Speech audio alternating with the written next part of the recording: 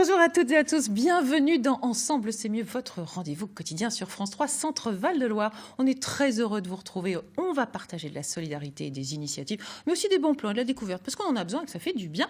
Et je vais tout de suite rejoindre mes camarades, Émilie et Charlie. Bonjour les amis, comment ça va? Très bien. Ça va très bien. Très bien, je vois, beaucoup d'énergie. Pleine forme. Ouais. Je suis pressé de commencer cette belle émission. Eh ben nous aussi, et il y en a un qui est pressé, c'est le sommaire, parce qu'il a plein de choses à vous raconter. Allez, en image tout de suite. Elle aussi, elle fait parfois appel au surnaturel, au mythe, à la magie.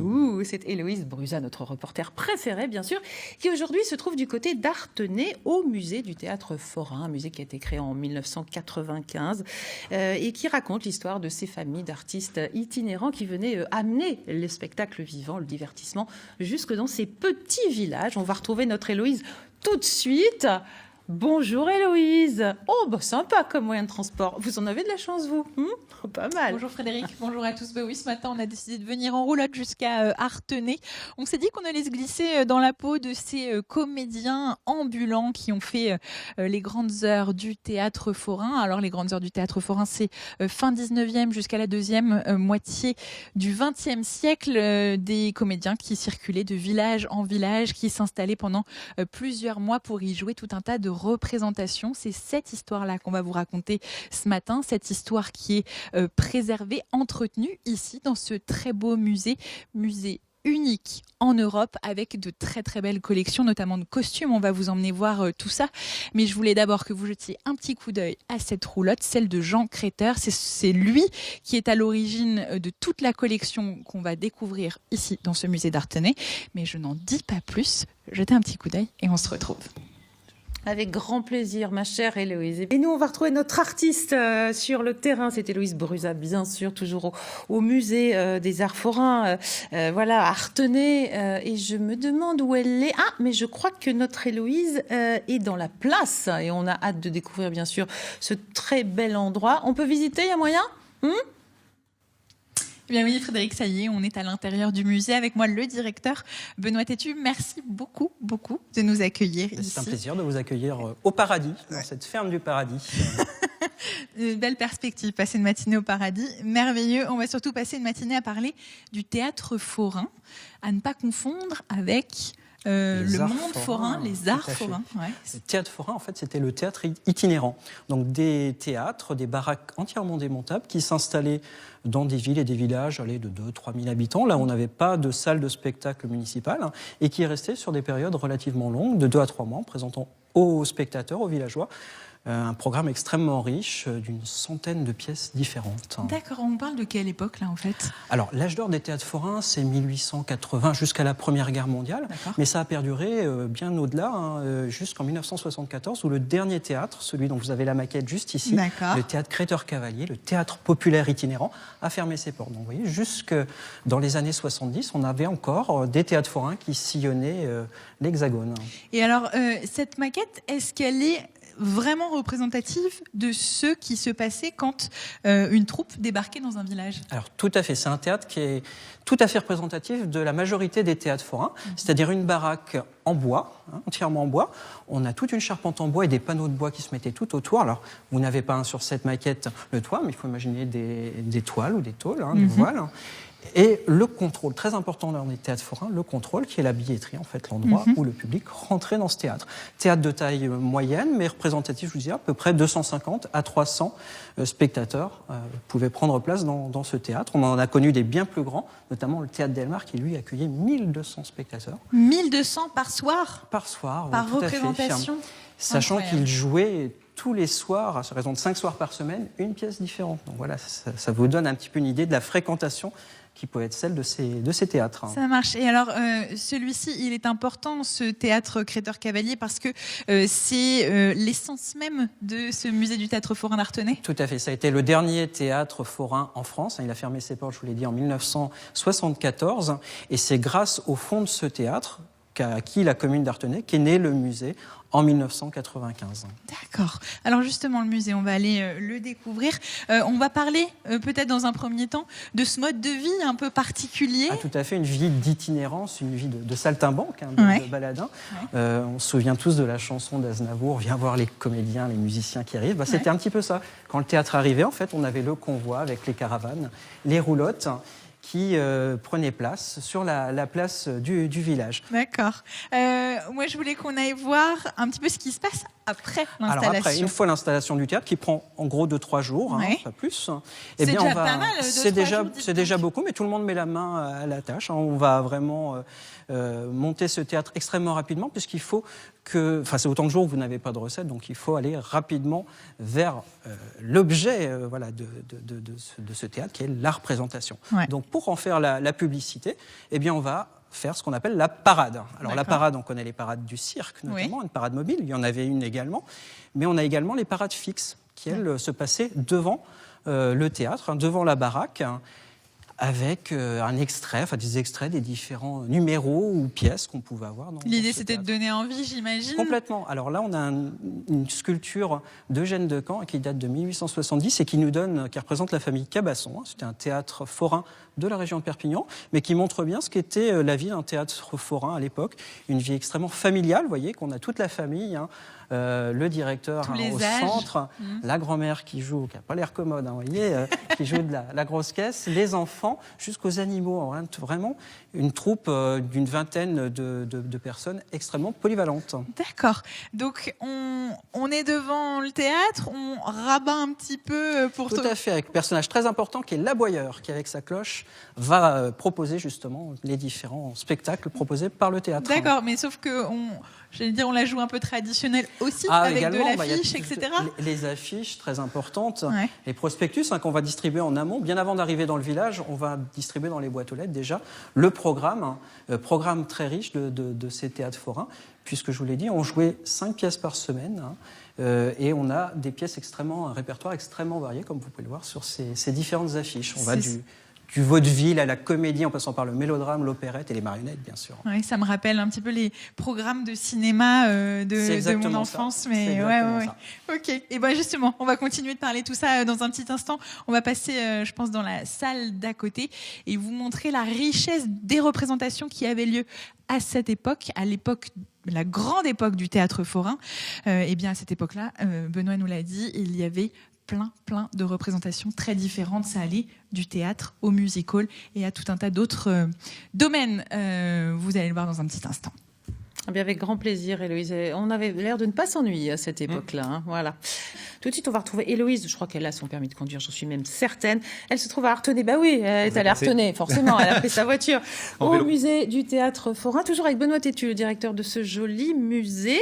Et je crois que Héloïse va nous parler d'une vitrine. Oui, c'est ça d'ailleurs. Oui, c'est très joli, ça, dites donc. Oh, mon âme d'enfant fait oui, tout à l'heure, on vous disait que c'était une histoire de famille, le théâtre forain. Et là, ça va prendre tout son sens, j'ai l'impression, Benoît. Tout à fait, avec une vitrine qui est consacrée aux enfants de la balle, donc les enfants très importants dans les théâtres forains, puisqu'on a toute une partie du répertoire qui leur est consacrée, ce qu'on appelle les pièces à gosses. Ce sont des mélodrames où on a les enfants qui vont jouer. Puis on a des rôles plus connus, notamment le rôle de la petite Cosette, dans Les Misérables. Et bien voilà, on a... Les pièces à gosses, c'est l'expression qui désigne les pièces dans lesquelles les enfants ont un rôle vraiment tout particulier. Dans les premiers temps, avant de savoir lire et écrire, on a des rôles de figuration, bien évidemment.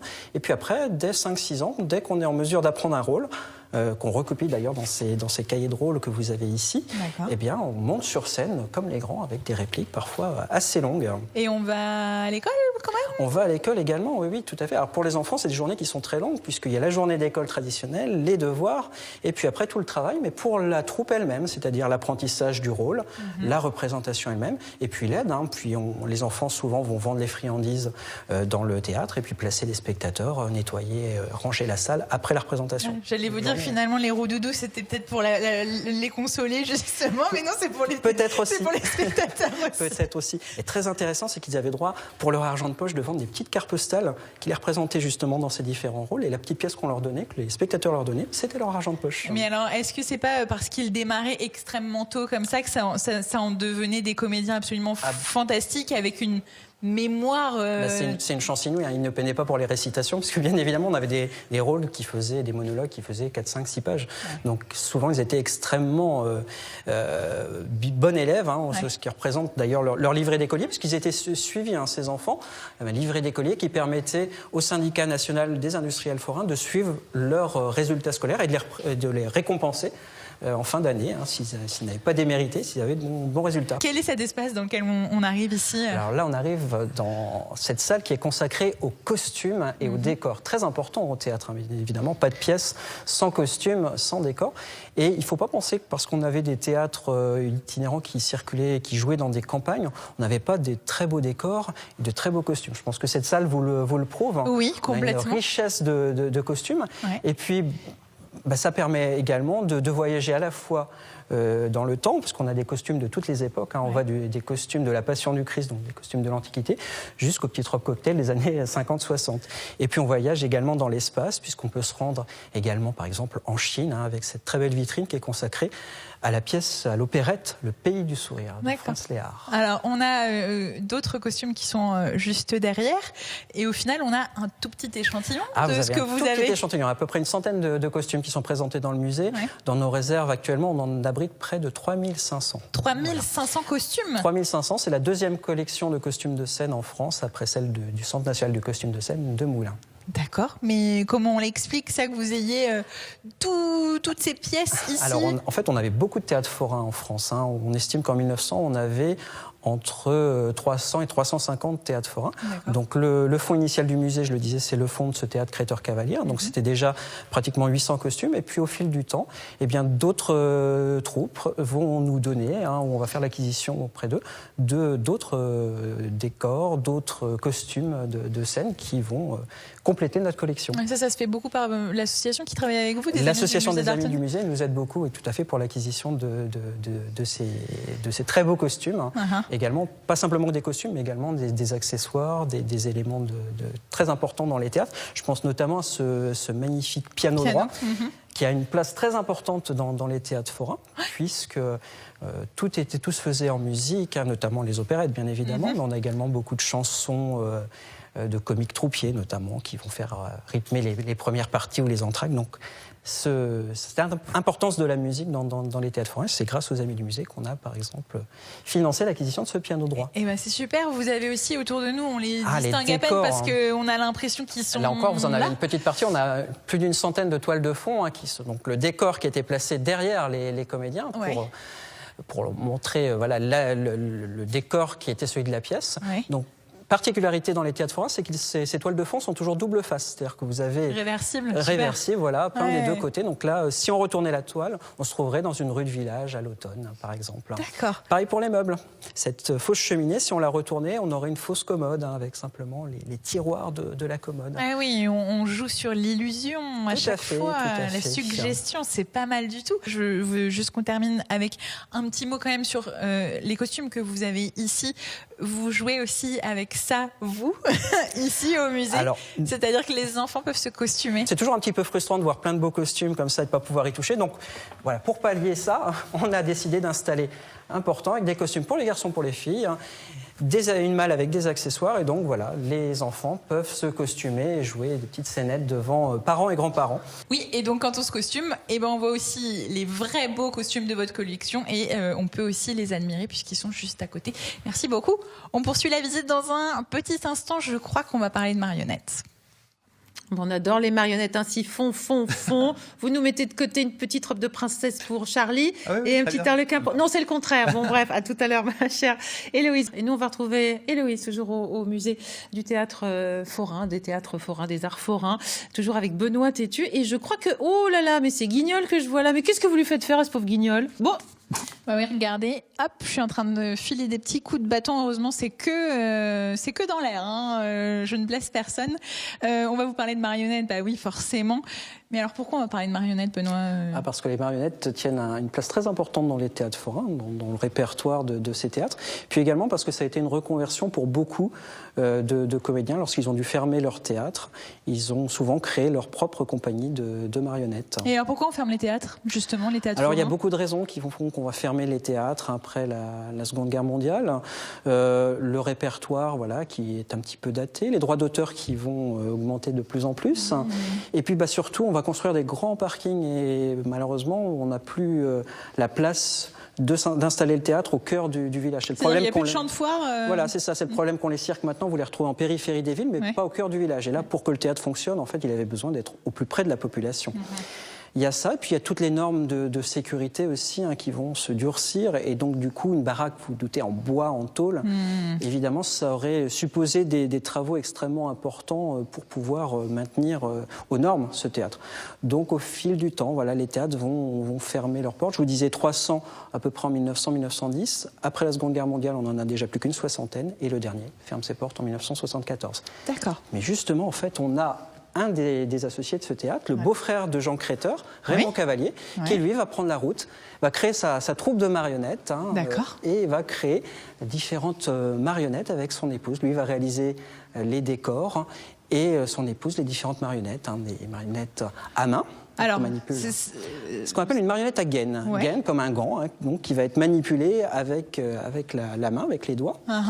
Donc là, ce sont des marionnettes en tissu, rembourrées au capoc, mais la marionnette traditionnelle, c'est une marionnette en bois, bois de tilleul traditionnellement, dans lequel on va sculpter le visage du personnage. D'accord. Mais ça, c'est un type de marionnette. C'est un type de marionnette. Alors, c'est la plus populaire, la marionnette à gaine, c'est celle qu'on connaît tous par le personnage notamment de Guignol. Mais il y en a beaucoup d'autres que vous pourrez voir au musée. D'ailleurs, celle-ci, vous ne pourrez la voir qu'au musée. On a ici le personnage du Grand Turc que vous avez là. C'est une marionnette à métamorphose. Alors, qu'est-ce que c'est qu'une marionnette à métamorphose ? J'ai jamais entendu parler de ça. Qui se transforme. Alors, on en a d'autres exemples dans cette vitrine. Vous avez sur une même marionnette à tringles et à fils, différents personnages. C'est-à-dire qu'en manipulant et en relevant les fils, bien, vous allez voir apparaître un nouveau personnage. Harlequin, par exemple, va se transformer en perroquet, ou le chat va se transformer en Pierrot. D'accord. La particularité en plus dans les théâtres forains, c'est que souvent c'était double face. Donc vous avez 2 personnages de chaque côté de la marionnette. Donc 4 possibilités. Tout à fait. Merveilleux. Juste un petit mot sur Guignol, qui est quand même la marionnette la plus connue. Vous me racontiez hors antenne son histoire quand même. Il y a une histoire particulière. Guignol, en fait, a été créé par Laurent Mourguet à Lyon, il y a plus de 2 siècles. Et Laurent Mourguet, un ancien canuet, un ouvrier de la soie, s'est retrouvé sans emploi. Et il a opté pour une reconversion d'arracheur de dents. Et la coutume, en fait, pour les arracheurs de dents à l'époque, était d'avoir une petite poupée de chiffon, une petite marionnette, en fait. Donc, pour faire la promotion de son activité, peut-être diversion aussi au moment fatidique. Mais il a très vite vu, en créant ce personnage de Guignol, qu'il avait plus de succès avec la marionnette qu'avec ses talents d'arracheur de dents. Donc, il a continué. Alors, il ne faut pas imaginer que Guignol, à l'époque, c'était un personnage pour les enfants. C'était des spectacles satiriques, avec une satire sociale extrêmement forte. On critiquait vraiment le pouvoir politique religieux. Et c'est à force de censure que le personnage va s'édulcorer, qu'il va devenir le personnage pour enfants qu'on connaît tous et qu'on a tous vu dans notre enfance. D'accord, et le personnage à qui on peut donner vie là dans ce petit théâtre aussi, encore une fois. Tout à fait, voilà, toujours musée interactif, puisqu'on a également un petit Castelet. Le Castelet, c'est le petit théâtre dans lequel on va manipuler. On en a un très beau ici, qui date de la fin du 19e siècle, qui nous vient d'ailleurs tout droit de Lyon. On a ce théâtre d'ombre. Voilà, un autre type de marionnette, des ombres en zinc ou en carton bouilli. Et là, on part dans les campagnes napoléoniennes, puisque on a la chance d'avoir un fond complet, le fond Paul Claudel, un homonyme de l'écrivain, qui était illustrateur notamment des romans de Conan Doyle, des romans de Sherlock Holmes, et qui a créé toutes les ombres des campagnes napoléoniennes. Donc on a la chance d'avoir une 50aine d'ombres différentes. Et allez, on va terminer justement par les plus imposantes. Oui, celles qu'on ne peut pas louper. Dites donc, elles sont... Et nouvelles venues dans le musée, puisqu'on a la chance de les avoir depuis seulement 2 ans. C'est les marionnettes des Fourberies de Scapin, donc la pièce de Molière que tout le monde connaît, qui a été une création de la Maison des marionnettes de Nantes, une autre branche de la famille Créteur, donc qui s'est justement reconvertie dans les marionnettes, et qui avait créé en collaboration avec la Maison de la Culture de Nantes une adaptation pour marionnettes de la pièce Les Fourberies de Scapin. Donc voilà, le marionnettiste portait une ceinture à baudrier dans laquelle on mettait la hampe centrale de la marionnette, et avec les baguettes, il manipulait les différentes marionnettes, ce qui donnait vraiment une aisance. Merci beaucoup. On vous retrouve dans un petit instant, justement. Je vous redonnerai tout un tas d'infos sur ce musée, sur les animations, les visites particulières qui sont mises en place tout au long de l'année, et sur le programme aussi de l'été, parce qu'il se passe énormément de choses aussi en été. Mais on compte bien sur vos petites infos, ma chère Héloïse. À tout à l'heure pour un dernier duplex au musée du Théâtre Forain. Et nous, on va rejoindre Héloïse une dernière fois, vous le savez bien, à Artenay, au musée du Théâtre Forain. C'est à vous, ma chère Héloïse. On vous a parlé de représentation tout au long de cette émission. Alors forcément, il fallait qu'on termine sur une scène, celle de la salle de spectacle de ce musée du Théâtre Forain. C'est aussi un très bel outil, ça. C'est un très bel outil, c'est un musée atypique, je vous le disais. Donc on a une salle de 140 places qui nous permet d'accueillir toute l'année une saison culturelle de vrais spectacles, une quinzaine, hein, entre décembre et juin. Dans l'ambiance du théâtre forain, parce que finalement les bancs en bois... Ça a été pensé exactement comme un théâtre forain, avec une proximité avec le public, un contact très, très chaleureux. Alors ça c'est la saison culturelle, les spectacles. Pour en revenir au musée, il y a des visites évidemment tout au long de la saison, des visites guidées. Des visites guidées, des visites familiales. Voilà, à partir de 4 ans, les enfants vont se costumer, vont découvrir de manière ludique ce musée. Puis également beaucoup d'ateliers pendant les vacances scolaires ou tous les samedis d'ouverture, on a des ateliers familiaux. Donc, enfants et parents peuvent faire ensemble. On vient fabriquer quoi? Des masques Tout, des marionnettes, des masques, des silhouettes d'ombre. Voilà, on a une équipe pédagogique qui est extrêmement inventive. Donc il y a beaucoup de belles choses à découvrir toutes les vacances scolaires. C'est ça. Et donc cet été, forcément? Cet été, oui. Dès la première semaine des vacances, tous les jours, on a des ateliers différents. L'après-midi, c'est généralement entre 15h30 et 17h. Ça marche. Merci beaucoup pour la visite. Je vous encourage à aller voir le site internet. Vous aurez toutes les infos dessus. Puis sinon, vous passez un petit coup de fil à Benoît. Vous venez, on se fait une belle sortie. On va disparaître. Très théâtral. Je suis d'accord avec vous. On va devenir de superbes ombres. De profil, Benoît. Très jolie saison chinoise. À très bientôt, ma chère Héloïse. L'émission est terminée. On était ravis de l'animer avec vous. Merci, Émilie. Merci, Charlie. Merci à tous nos invités. Puis, bien sûr, n'hésitez pas à nous contacter par mail à l'adresse cvdl@ensemblec'estmieux.fr ou sur notre page Facebook Ensemble c'est mieux avec France 3 par téléphone au 0805 383 383. Tout de suite, votre JT le 12-13. On vous souhaite une très très belle journée sur France 3 Centre Val de Loire. Prenez bien soin de vous et n'oubliez pas, ensemble c'est mieux. À bientôt. Ciao. Salut.